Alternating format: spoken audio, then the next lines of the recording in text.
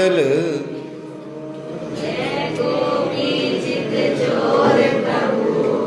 जय जय माखन जय जय। इन चरणों में राखियो सुनियो कृपा।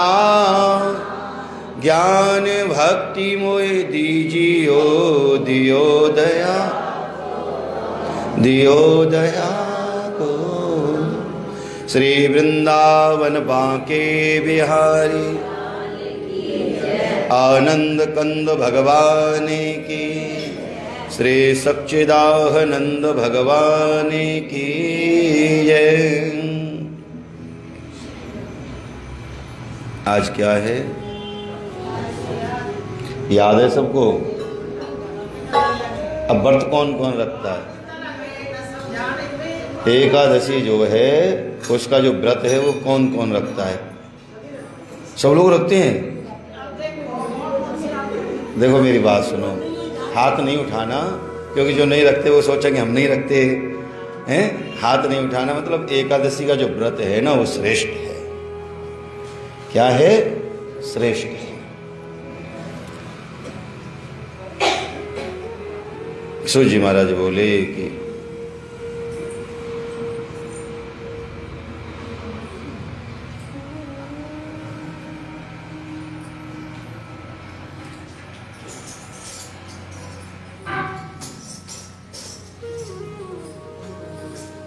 अब साइलेंट हुआ ना, आवाज आ रही थी पीछे से।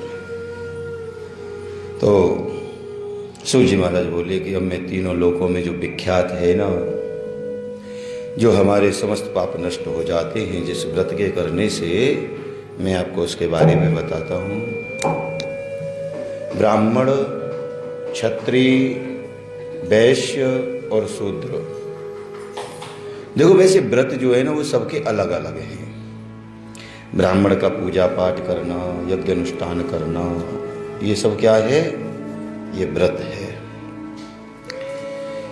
अब देखो व्रत में क्या होता है, हमारी 11 जो है ना, 5 कर्मेंद्री और 5 ज्ञानेंद्री और 1 मन जो है ना, इनको एकत्रित करना है। अगर ये एकत्रित हो जाते हैं ना तो क्या होता है? वो व्रत होता है। अब देखो हम लोग जो है ना 4 वेदों का अर्थ जो है ना जाने या न जाने। हो सकता है ना कि सब लोग 4 वेदों का अर्थ नहीं जानते, इतना टाइम भी नहीं है, ठीक है ना, क्योंकि हम लोग कारोबार में व्यस्त रहते हैं, थोड़ा सा समय भी कम है। तो महाराज हम जाने या न जाने कोई बात नहीं है, पर हमें जानना क्या है? 4 वेद जो है ना, जैसे समझदारी है ना, जवाबदेही है ना, वफादारी है ना, ईमानदारी है ना, अगर हम इन 4 शब्दों को जान लें तो समझ लो कि हमारे जीवन का कल्याण हो जाएगा। क्योंकि जो कलयुग है ना, आप लोग रोज बोलते भी हो कि कलयुग केवल नाम और सुमर सुमर नर उतरे। क्या सुमिरना पड़ेगा? राम का नाम सुमिरना पड़ेगा। तो राम नाम जो है ना वो संसार के मनुष्यों के लिए क्या है? जैसे रोगी के लिए औषधि है ना, तो राम नाम जो है ना संसार को पार करने के लिए कलयुग के मनुष्यों के लिए औषधि है, दवाई है। क्योंकि हम सब लोग जो है ना संसार में विरक्त, हम लोग संसार में जो रहते हैं ना, तो संसार जो है वो हम लोगों को, माया जो है वो सताती है, ठीक है, माया हम लोगों को सताती है। एकादशी के व्रत के कारण जो मनुष्य है वो अपने ज्ञान कर्म और इन इंद्रियों को जब अपने बस में रखता है ना तो उसके जीवन का कल्याण होता है। ज्ञान कहता है, देखो समझदारी कहती है कि हम लोगों को क्या करना है कि अगर हमें किसी से कुछ कहना है ना तो पहले तोलो और फिर उसे तोल लो अपने अंदर कि हम जो कह रहे हैं वो सही है क्या, भाई इसको बुरा तो नहीं लगेगा ये हैं। क्योंकि कोई भी चीज़ है ना, ऐसे समझो जैसे कुआं है ना, कुआं में से वो हर चीज़ वापस आती है लौट करके, आती है कि नहीं। जो बोलते हैं ना उससे तेज आवाज में आती है वो। तो ऐसे अगर हम जिससे जो बोलेंगे कहीं अगर वो लौट के तेज आवाज में अगर हमारे पास आएगा तो मतलब अगर हम किसी को अपने शब्दों के द्वारा कष्ट देंगे, अगर वो शब्द लौट करके कुएं में से दोबारा तेज आएंगे और वो हमें कष्ट देंगे तो क्या हम उन्हें सहन कर पाएंगे। तो ये व्रत यही सिखाता है। कहता महाराज जो हमारी एकादशी है ना, वो कान, त्वचा, नासिका, जिह्वा, वाणी जो है ना, और देखो सबसे ज्यादा चोट जो लगती है ना, किसी को भी लगती है ना, वो किससे लगती है? अस्त्र और शस्त्र से चोट ज्यादा नहीं लगती। अगर उसे चोट लग भी जाती है ना तो क्या होता है कि वो चोट जो है वो सही हो जाती है, समय आने पर सही हो जाती है। पर जो शब्द की चोट है ना वो कभी सही नहीं होती। तो शब्द जो है ना वो ऐसा ही होना चाहिए जिससे किसी को चोट न लगे। वो शब्द जो है ना तुम्हारा कैसा हो? मरहम हो, कि वो किसी की चोट को दूर कर दे। कहते ना गुड़ किसी को दो या मत दो, गुड़ किसी को दो या बिल्कुल मत दो, पर गुड़ जैसी बात तो कह ही दो, गुड़ जैसी बात तो कह ही दो। क्या होता है अब घर में सास बहू रहती हैं, अगर बहू मना करती है काम की तो बुरा लगता है ना, कर दूंगी मम्मी जी, अभी हो जाएगा मम्मी जी, चाहे करे ना बहू। आखिर में आकर के सास क्या कहेगी? कहती रहती है पर करती तो है नहीं, फिर वो खुद ही कर लेगी पर कुछ कह नहीं पाएगी। मैंने मना थोड़ी किया है तुमसे, कर दूंगी, टाइम ही नहीं मिला। और जहां हमने मना कर दिया बुरा लगेगा कि नहीं। तो शब्द जो है ना वो मरहम होने चाहिए, हो जाएगा, कर दूंगी। ऐसे ही हम जो है ना, हमें क्या करना चाहिए? अपने जीवन का उद्धार करने के लिए ना इन सबको अपने बस में करना चाहिए। हमारी जो जिह्वा है वो बस में रहे। ऐसे महाराज 5 कर्मेंद्री हैं, 5 कर्मेंद्री बस में रहनी चाहिए। अब देखो ज्ञान इंद्री, जब ये सब चीज बस में है तो ज्ञान की इंद्री भी हमारे बस में होनी चाहिए। अब ज्ञान इंद्री बस में करने के लिए हम लोगों को क्या करना पड़ेगा? ज्ञान इंद्रियों को अपने बस में करने के लिए ना हमें रोज भगवान का भजन करना पड़ेगा। अब जैसे आप लोग बोलते हो, तुमने सुना है कि कर में तो माला फिरे। कर किसको कहते हैं? देखो कितने ज्ञानवान भक्त हैं हमारे। कर कहते हैं हाथ को, ये है कर कमल। क्या है? कर कमल। कर में तो माला फिरे और जिह्वा फिरे मुख माए। और जीभ कहाँ फिरती है साहब? मुंह में फिरती है कि नहीं? जिह्वा फिरे मुख माए और मनुआचार्यो और फिरे ये हरि सुमिरन नाय। मनुआचार्यो और फिरे तो ये हरि सुमिरन नाय। हरि सुमिरन करने के लिए मन को कब रोकना जाता है? माला फेर लो। माला फेरी किस लिए जाती है? हैं? माला इसलिए फेरी जाती है तुम्हारा ये ध्यान रहेगा तुम भजन कर रहे हो, बस। किस लिए फेरी जाती है? कि तुम्हारा ये ध्यान रहे कि तुम भजन। भगवान को गिनती की जरूरत थोड़ी है, भगवान तो स्वयं ही महाराज हैं, उन्हें गिनती की आवश्यकता क्या है? केवल तुम्हारा ध्यान केंद्र में करने के लिए माला जपी जा रही है कि हम माला लेके बैठे हैं मंदिर में। क्या है कि हमारे मंदिर में बैठे हैं ना तो हमारा ध्यान कैसा रहेगा? मंदिर जैसा रहेगा। इधर उधर की बातें नहीं करनी, हमें किसी की चुगलखोरी नहीं करनी। जैसे अभी माता जी कह रही थी ना, भजन गा रही थी ना, चुगली निंदा छोड़ के बहना। पर बहनी सबसे ज्यादा चुगली निंदा छोड़े कैसे? क्योंकि ये तो इनका जन्म सिद्ध अधिकार है। अब अच्छा, ऐसी ऐसी बातें मैं पता है बीच में किस लिए बोलता हूं, हैं? कि तुम लोगों को नींद, थोड़ी सी नींद खुल जाए। अगर आ भी रही हो ना, क्योंकि सुबह जल्दी जगते झपकी आ जाए तो बीच बीच में मैं कुछ ऐसी बात बोल दूंगा जिससे नींद, बस ऐसा नहीं है। क्योंकि भक्ति भी तो सबसे ज्यादा बहन माताएं को कर रही हैं, और कौन कर रहा है ये हैं? तो महाराज कहने लगे कि देखो भैया, मनुष्य के लिए जीवन का जब उद्धार होगा, अब ये स्नान के बाद में देखो हर मनुष्य क्या करता है ना, अब जैसे कल एकादशी का व्रत रखना है तो हम लोग क्या करते हैं ना, रात को भी महाराज अरे कल तो भूखे रहना है ना, खूब खाओ। पर व्रत कहता है महाराज कि एक दिन पहले ही एक टाइम भोजन करना चाहिए। एक दिन पहले ही एक टाइम भोजन करना चाहिए। अब देखो लोग एक टाइम नहीं कर सकते ना, तो रात को बहुत लेट नहीं करना चाहिए। क्योंकि देखो आजकल हम लोग कलयुग के मनुष्य हैं ना, अन्न नहीं खाते ना तो शरीर नहीं चलता, क्योंकि शरीर भी ऐसा ही हो गया है, ठीक है ना। तो हम लोग क्या करें, बहुत लेट ना करें। मैं फोन देखता हूं तो रात को देखता हूं ना, लोग 12-12 बजे तक ऑनलाइन रहते हैं। अब बताओ 11-11 बजे तो डिनर चल रहा होता है, तो फिर तो भाई देखो, क्योंकि अब मेरे 2 कैमरे हैं ना, वो चालू रहते हैं सब जगह। एक फोन का भी कैमरा है और एक भगवान जो है ना पीछे से भी कैमरा चालू रखते हैं, और एक मोबाइल का कैमरा चल रहा है। कैमरे चल रहे हैं अब हैं। तो मेरा मतलब क्या है कि अगर हम व्रत करते हैं ना तो बहुत लेट भोजन ना करें, थोड़ा भोजन को जल्दी करें। उससे क्या होगा ना, हमारे शरीर में जो है ना वो आलस्य कम होगा। क्या होगा? आलस्य कम होगा। और जो हम भोजन करते हैं ना, उससे जो हमारे जो वो आती है ना भोजन करने के बाद में, वो नहीं आएगी, डकार नहीं आएगी। तो उससे क्या होगा, जो मुंह है ना वो शुद्ध रहेगा।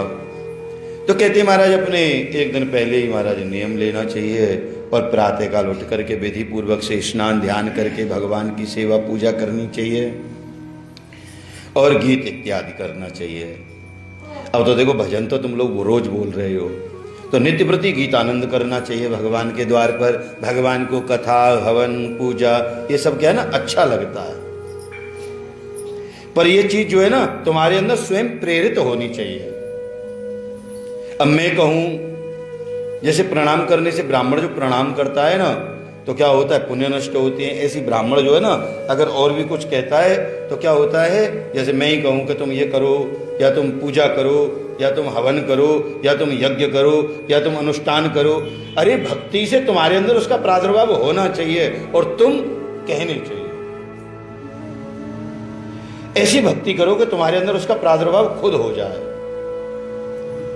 तो महाराज हर मनुष्य को नित्य प्रति भगवान के 40 गुणों का अध्ययन करना चाहिए। जब हम लोग 40 गुणों का अध्ययन करते हैं तो क्या है, 40 गुण कौन कौन से हैं? सम दम तपस्या, समता निर्मता, शास्त्र ज्ञाता, ज्ञान, विरक्त, ऐश्वर्य, शौर्य, तेज, स्वर और स्मृति। कभी भूलना नहीं चाहिए। अब 40 गुणों में से 2 गुण हैं स्पेशल, पता है वो कौन कौन से हैं?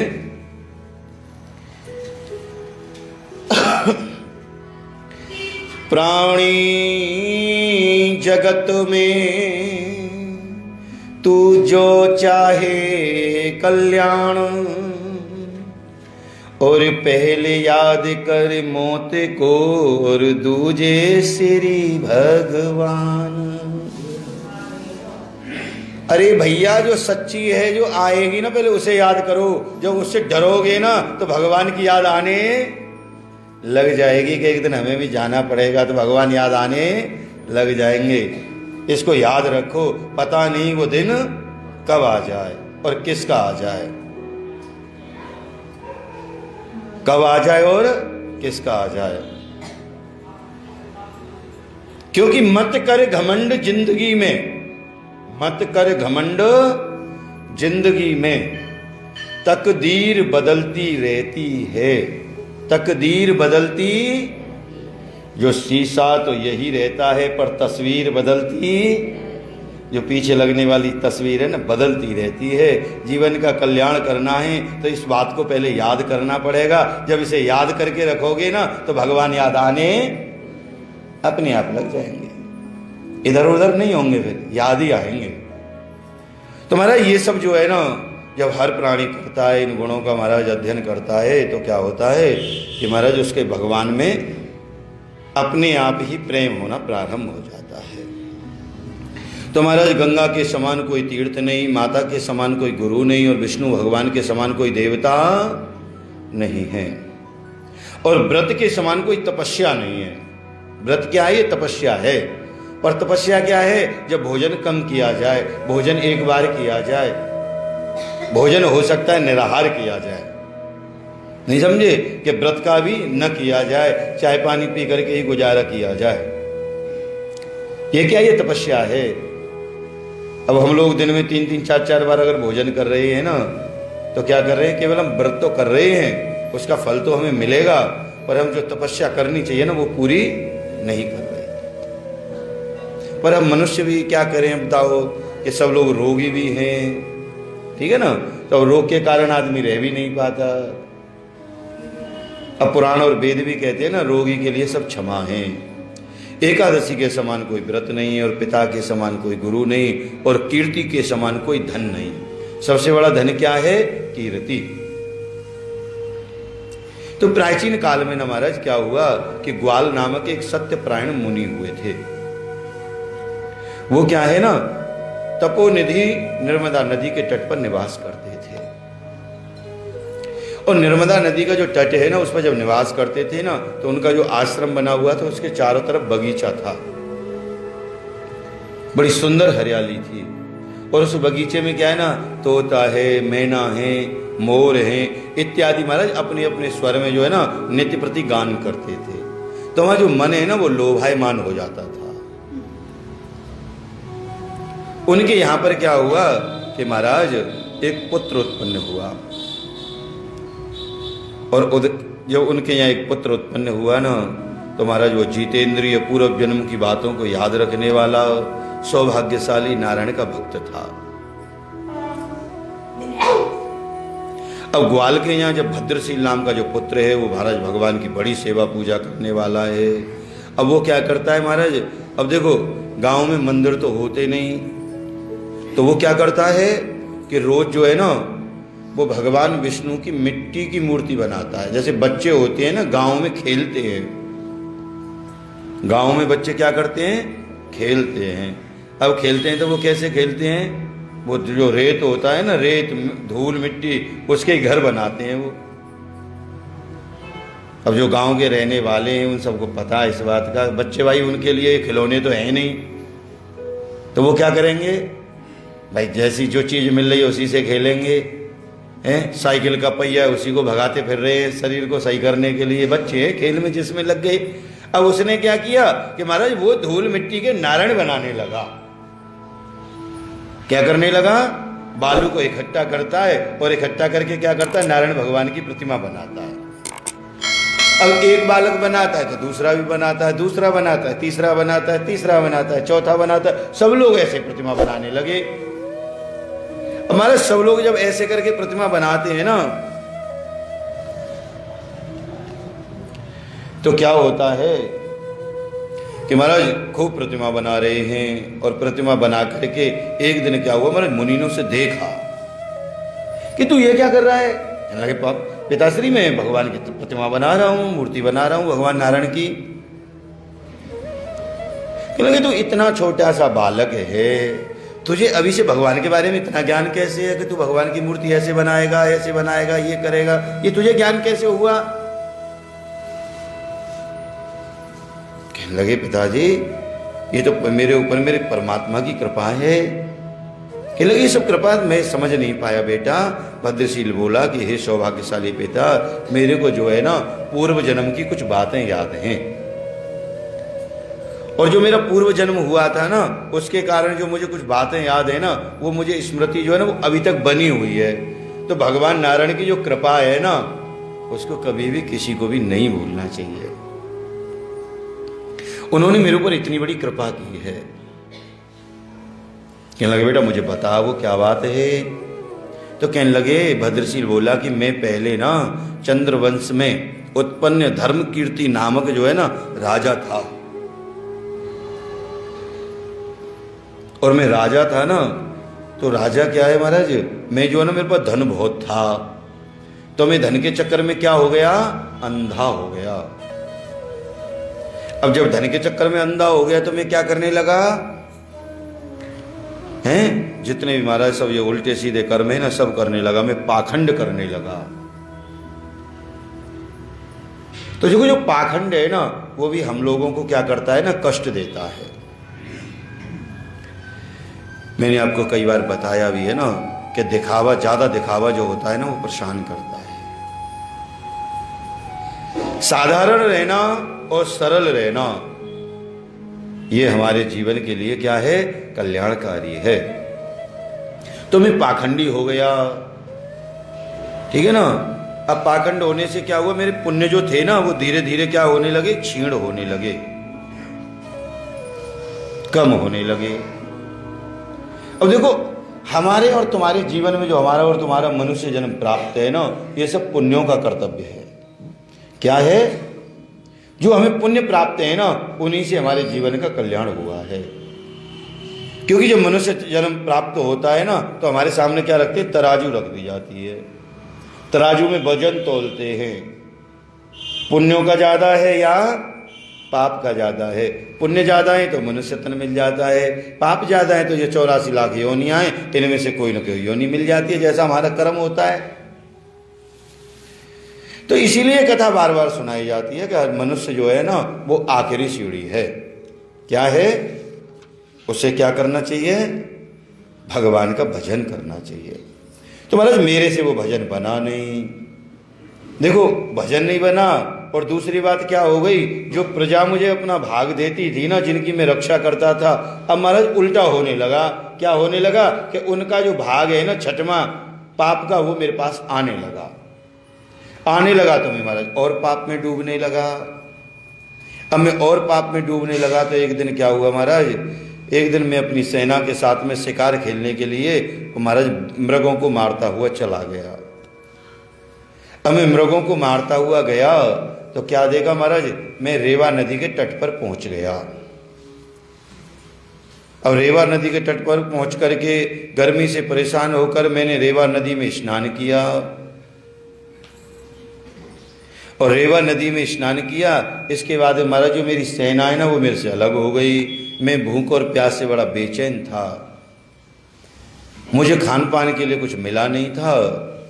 तो महाराज क्या हुआ कि अब वहाँ पर जो है ना मुनि जो है हैं वो भगवान की पूजा कर रहे थे। मैंने उनको देखा, और जब मैंने उनको देखा ना मुनियों को पूजा करते हुए, तो महाराज रात में मैं भूख और प्यास के बेचैन होकर के क्या हुआ, व्याकुल हुआ। और व्याकुल हुआ तो महाराज मेरा जो शरीर है ना वो छूट गया। अब शरीर छूट गया तो महाराज यमराज जी आ गए। अब यमराज जी आ गए ना तो क्या हुआ कि महाराज मुझे पकड़ लिया। अब यमराज की जो शक्ल है महाराज वो तो बहुत भयानक है, बड़ी क्रोधी है। उसे देख करके महाराज मुझे डर लगने लगा। वो मुझे यातना देने लगी, रास्ते में उन्होंने पता नहीं मुझे कितनी यातनाएं दी। और जब मुझे ऊपर लेकर के गए ना तो क्या देखा मैंने कि महाराज वहाँ उन्होंने कहा इसने क्या किया है, कहने लगे इसने महाराज सारी उम्र पाप किया है, ये पाखंडी है, दिखावा करता है, भगवान का स्मरण नहीं करता, पूजा नहीं करता, इसीलिए महाराज इसे दंड दिया गया है। तो भगवान के यमराज ने कहा कि देखो किसी को भी अगर दंड देने से पहले क्या होता है ना, हमें उसकी पूरी बात जान लेनी चाहिए। तुम्हारी पूरी बात क्या है कि जब इन्होंने अपना शरीर छोड़ा है ना तो एकादशी का व्रत किया है। शरीर छोड़ते वक्त क्या हुआ है, एकादशी का व्रत। तो अंतमति सुगति, इसीलिए भी हम भजन करते हैं कि हमारी जो मति है ना वो भगवान में लगी रहे। अगर संसार में लगेगी, संसार के लोगों से लगेगी तो क्या होगा, ध्यान वैसा ही तो आएगा हैं। राजा भरत की कथा सुनिए ना आपने, जड़ भरत जी की। अब यहाँ मुझे एक बात बहुत बढ़िया याद आई है कि देखो, पढ़े लिखे लोगों से ज़्यादा बढ़िया होते हैं कौन होते हैं? बोलो, किसी ने अच्छी बात बोली, अनपढ़। पढ़े लिखों से अच्छे हैं। अब पढ़े लिखे क्या करते हैं और अनपढ़ क्या करते हैं, दोनों में फर्क क्या है? अनपढ़ जो है ना वो गाय चराते हैं और पढ़े लिखे सुबह सुबह कुत्ता घुमाते हैं।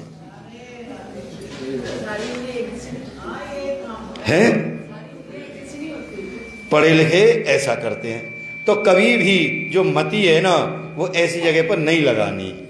घर में जो है ना, देखो, इनसे प्रेम करो। बेजुबान जीवों से क्या करना है? प्रेम करना है, पर इसमें मन नहीं लगाना। अगर गलती से भी, क्योंकि इनसे बड़ा प्रेम होता है, ठीक है ना। अब घर में कोई जीव रहता है तो प्रेम तो हो ही जाता है। देखो, ये कोई तो ऐसी बात तो है नहीं है। तो अगर गलती से भी अगर अंतमति, फिर क्या होगा? तो इसीलिए प्रेम करो। घर से बाहर निकलो, रोटी है, दूध है, जो बनता है करो। ये राहु ग्रह को शांत करता है, करना चाहिए। अगर पालने के लिए कुछ चाहिए ना है तो गाय पालो। अब गाय तो हमारी सरकार पालने नहीं देती, कुत्ता पालने का तो अधिकार दे दिया है घरों में रखने का, पर गाय पालने का तो है नहीं, ठीक है ना। तो हम लोगों को क्या करना है कि अगर गाय पालनी नहीं है ना तो गाय को नित्य प्रति क्या देना है? रोटी देनी है, जिससे ध्यान बना रहे। तो चित्रगुप्त मुझे लेकर के गए, पीछे वाला पन्ना देखा तो उसमें एकादशी के व्रत गलती से रख गया। कैसे रख गया? गलती हो गई थी, उसी से व्रत हो गया था। और व्रत हो गया तो महाराज उन्होंने मुझे कल्याण कर दिया। अब तो मुझे स्वर्ग में लेकर के गए बड़ी महाराज। अब तो जो यमराज भी है ना वो खड़ा होकर के महाराज नीचे आ गया और नीचे आकर के प्रणाम करता है और प्रणाम करके कहता है कि ऐसे जो भक्त हैं ना ये तो देव हैं। तो एकादशी का जो व्रत है ना वो कल्याणकारी है, इसको पहुंचाया जाए। तो पिताश्री, जब मैंने अनजाने में एक एकादशी का व्रत किया, अनजाने में मैंने भगवान की महाराज दर्शन किए ना, तो मुझे ये फल प्राप्त हुआ। तो वही पुनर्जन्म जो है ना वो मुझे याद है। क्या है? वो मुझे याद है। और उस पुनर्जन्म की बात जो मुझे याद है ना, उसी के कारण मैं क्या कर रहा हूं? ये भजन कर रहा हूं। तो जिस घर में भक्त पुत्र पैदा हो जाए उसके जीवन का भी कल्याण हो जाता है। अब भक्त पैदा कब होता है? जब हमारा जो रक्त है ना वो रक्त परमात्मा में विलीन हो, हैं? हमारी नस नस कहाँ हो? परमात्मा में विलीन हो। आप बोलते हो रोज कि मानुष का यदि जन्म मिले तो मैं हरिचरणों का। अब वो पुजारी बनेगा कब? जब हम उसे ऐसा करेंगे। जैसे अब हम लोग मंदिर आते हैं कि नहीं आते? रोज आते हैं। अब हमारे जो बच्चे हैं ना, अब कभी कभी हमें क्या करना चाहिए? उन्हें भी, या हमें धर्म की बात घर में भी, केटी पार्टी की नहीं ना, है धर्म की बात भी घर में करनी चाहिए, जिससे हमारे जो बच्चे हैं ना, अब देखो घर परिवार में 100 तरीके की बात है ना, वो बच्चों के सामने जब समझदार हो जाएंगे अपने आप पता लग जाएगा। पर तुम अपने मुंह से बताओगे ना, जो मैंने कथा बताई थी आपको जलंधर की, महाराज ये कैसे आया मेरी सभा में, इसका गर्दन कटी है, कहने लगे महाराज तुम्हें नहीं पता? कहने लगे नहीं। तुम्हारे पिता का तो मंथन किया था तो क्रोध बढ़ गया, भक्ति से हट करके कहाँ लग गया? गलत जगह लग गया। तो अपने बच्चों को क्या करना है ना, भक्ति में प्रेरित करना है। ये क्या है? ये महाराज अपने परिवार के लिए जो है ना सुख है। और हमारे बच्चों के जीवन का जब कल्याण होगा ना, अगर हमारे घर में भक्त पैदा होगा तो हमारे जीवन का भी कल्याण हो जाएगा, हो जाता है। सुन दे भला सुनान दे भला, अंत भले का भला। बांके बिहारी लाल की। श्रीमन नारायण नारायण नारायण, भजमन नारायण।